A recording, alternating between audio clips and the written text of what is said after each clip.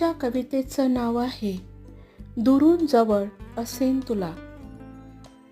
काय झालं तुला, कसं कळेल मला, तुझ्याशिवाय करमेना, बघ ग माझी दैना. मी असा उतावळा, लागला मला तुझा लळा. एकटा मी तुझ्या विना, काय करू काहीच समजेना. जीव माझा घुटमळला, जेव्हा तुझा पाय अडकला. काहीच केल्या मन ऐकेना, वाढल्या ग खानाखुना.